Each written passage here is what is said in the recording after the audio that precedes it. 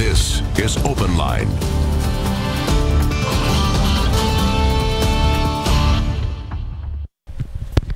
Good evening, everyone. Welcome to OpenLine tonight. It is going to be a fun hour. Just sit back and brace yourself. I'm Carrie Sharp. Thank you for joining us.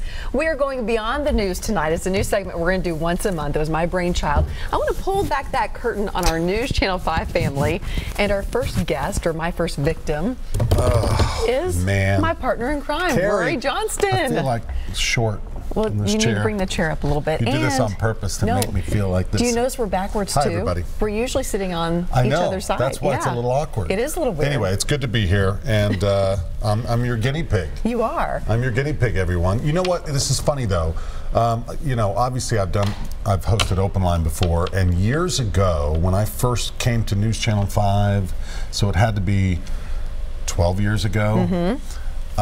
We did a segment, I think Nick did it on Morning Line, where we, similar to this, and it was at Christmas time, and we talked about family traditions. Oh, nice. And it was just a nice hour where we got to, you know, get behind the scenes a little bit and talk about our families and things like that. And that is kind of the idea here, and of course this is still OpenLine, so if you have questions for Rory, go ahead and give us a call. We're going to take those throughout the next hour, make them hard questions for sure. But really, the reason I wanted to do this is because the idea started turning a couple years ago when the whole fake news thing and journalism really came under fire.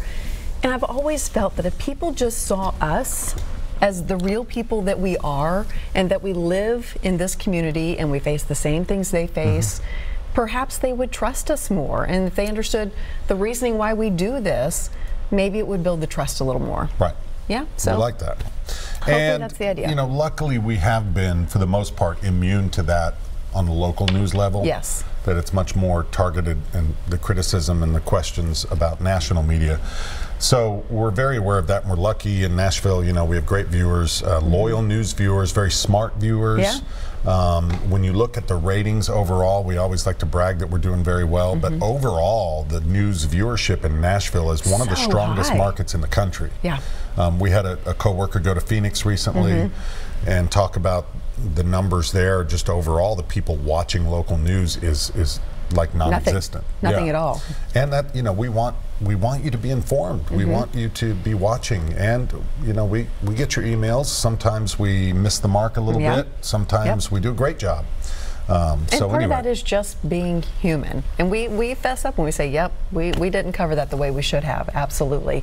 But, you know, it brings me to my first question. I want you to tell the story, because I've heard it a couple of times and I love this, how you got into this profession. It's not like most folks who graduate with a degree in journalism or communication and find their first reporting job in some itty bitty little market. You tried some different things and then got some sage advice from your brother. I did. We still talk about it to this day. I was on vacation a few weeks ago with my older brother, and we talked about it because it's like, wow, that was a long time ago. I have told people this before. I'm very lucky. This is what I've wanted to do since I was literally a child. Grew up in a household with two parents who watched the news.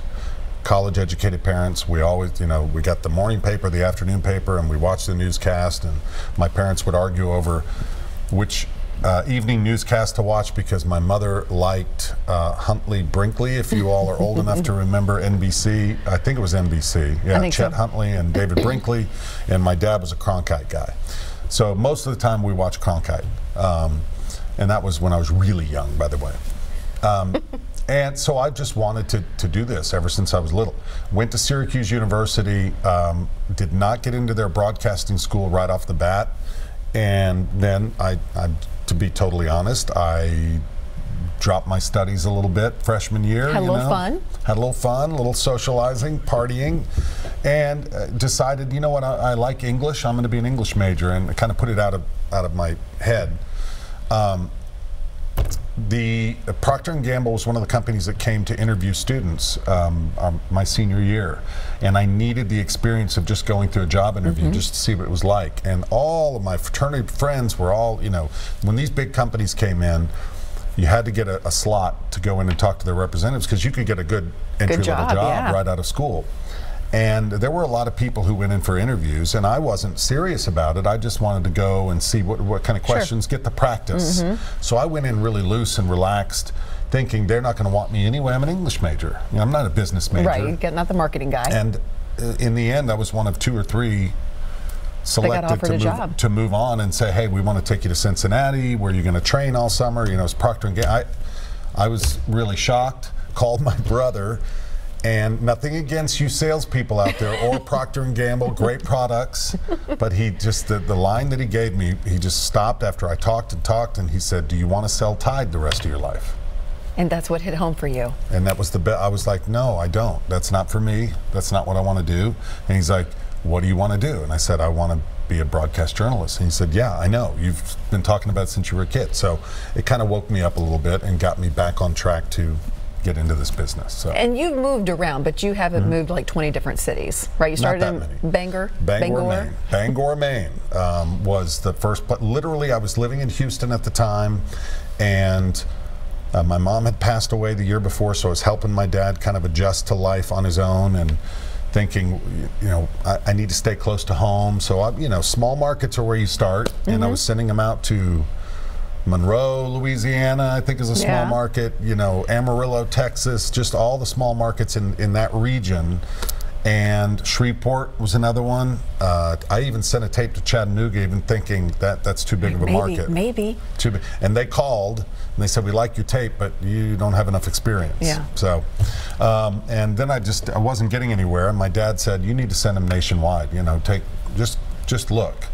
And I saw in the trades this little station in Bangor was hiring, and I sent him a tape, and the rest is history. The rest is history. I packed up a U-Haul and drove by myself across country, stopped in Nashville. All my cousins are here, and on the way through up to Bangor. Scared to death, 25 years old, just about.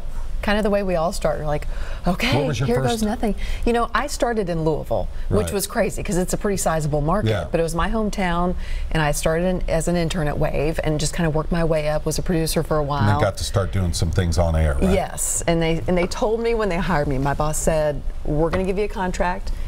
If you mess up, you're fired. And I was like, okay, no problem. And you're going to make union minimum. I was like, okay, no problem. Whatever, just give me a chance. Yeah. And I stayed there for 12 years. That's great. Yeah.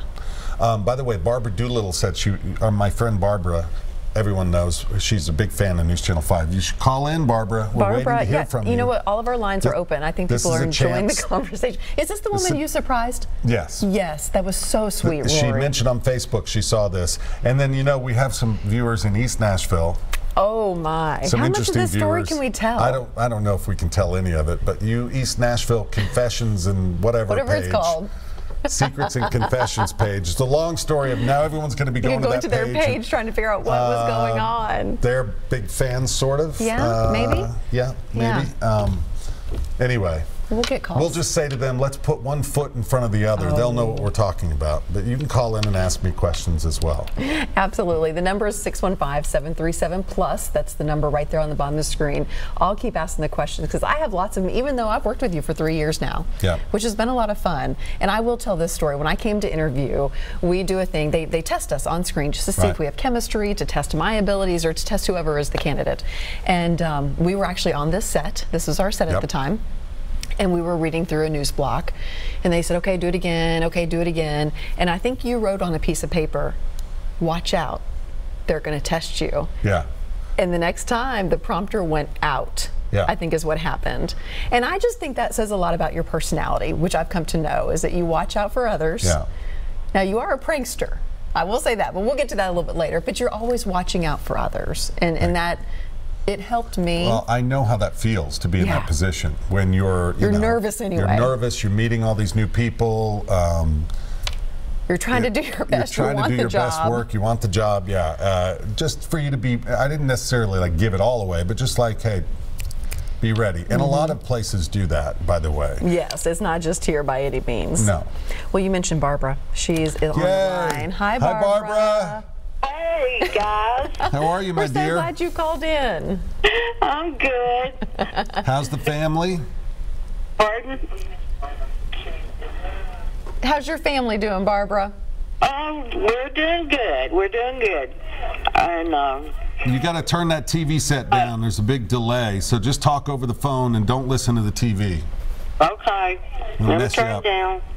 For all of our viewers who don't know, can you tell about Rory's big surprise for you? Oh, my goodness. That was the biggest surprise of my life. Oh, come on. Well, can you hear me? We sure can. Go ahead. Okay. Yeah, I mean, I was sitting there. I don't know who I was even talking to. I guess myself, probably. But he walked right by me. I never saw, never looked up, saw him or anything, and felt that tap on my shoulder and turned around, and then I did a big double take. You did.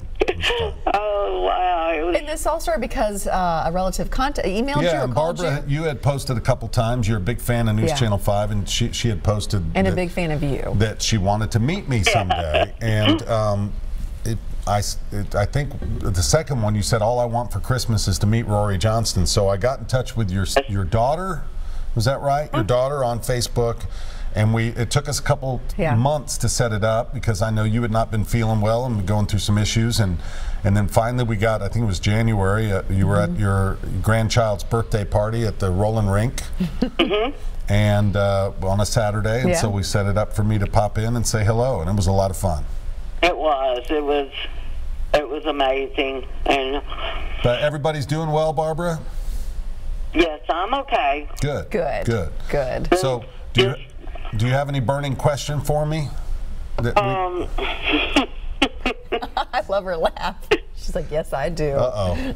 I can't think of anything. Okay, well, we'll let him off the hook. Barbara, thank you for calling in. Yeah, and I appreciate your support and your kind messages all the time on social media, Barbara. It means a lot. We appreciate it. Thank you. You take care. Enjoy corresponding with you guys and what's going on in the city and everything. You bet, Barbara. Thank you for calling in. You're welcome, sweetie. Bye-bye. Bye. We also have Rosalie on the line. Hi, Rosalie. Oh, hi. Hi there. Hi, Rosalie. Hello, Rory. I enjoy your work with Channel 5. And I was wondering how you got from Bangor, Maine to Nashville. It's a good question. And I enjoy your work. Well, we'll answer that. Turn that TV down. Turn that TV set down, and we'll answer it here for you. Oh, okay. I thought Bangor, Maine sounds interesting. I was once a tennis counselor up that way. Oh, really? Did you spend much time in Bar Harbor and Booth Bay? Yes, I did. Booth Bay is a little farther south, but both my parents, my mom was from Maine, born and raised there, and went to University of Maine. That's where my parents met. So for me to get my first job in TV up there near where they met, I mean, they had their wedding. They got married in Orono on the campus. They had their wedding reception in Bangor, and that's wonderful. Yeah. So they had friends in Booth Bay. Bar Harbor was closer, so I would go out to Bar Harbor and Acadia National Park a lot. I mean, it was only about 45 minutes to an hour away. So on the weekends, you know, my friends and I at the station that I met there, it was a fun place. Absolutely gorgeous, obviously, if you've been. There are many worse places to start your career. That's for the sure. winters are really severe, but I'll tell you, it was gorgeous. We can talk more about, I know we probably have to get to a break, but we'll talk more about how I got from there to here. Well, let's go. Well, I want you to fix your mic because it's about ready to fall off. I feel like you're this apprentice all of a sudden. Here's how you put on a microphone. But so you started in Bangor. How long were you there? 4.5 years. Okay. Which is a little longer than, you know, typically the contracts for young 2 or 3 year contracts, and I had a 3-year contract, but extended it for another 1.5 years because honestly I just felt like I wasn't ready. I needed to learn more because I really was. I went to that station not knowing an awful lot. They took a real leap of faith, and they hired me as an anchor too, right, which you is didn't rare. even start with reporting, but your boss said you got to learn this. Yeah. Yeah. So did that, and then moved to Las Vegas, of all things. That's a big jump. It is. It was a big jump, and it was shocking to my coworkers in Bangor. They were like, "Wait, you're going where?" But and what was your job there? I'm freaking out over time. No, don't freak out. I got it all under control. I'm so used to hosting this and being in control, and I'm looking at the clock like, okay. No, it just was you know, a lot of people, the way these markets work, Bangor's a real small market. If you've ever been up there, it's 2.5 hours north of Portland. Portland is the next bigger market. It's about double the size of Bangor. And then you go, if you're good enough from Portland, you can go to Boston, which is a huge jump. Yeah. But that's kind of the food chain and the business up there. It tends to be geographically regional. There are feeder markets. And all of my friends, they did that. Bangor to Portland, Portland then either maybe to Hartford or Providence, and that, or to Boston. So a lot of them are still in Boston, or some still in Portland, because that's a beautiful city too. And I just felt like I wanted something different, something completely like random. And I hired an agent, and we started looking, and this job in Las Vegas popped up, and I'd never lived out west. And I just thought, ooh, that sounds fun. You know, I was about 30 years old. Why not? Yeah, Let's why do not it. Vegas? Okay. So I went to Vegas. We are going to take a commercial break right now. We'll go from Vegas on in here to Nashville. There's a couple more jumps in there. Call in, ask me questions. I'll answer as honestly as I can. All right, stay tuned. That's a tease in itself.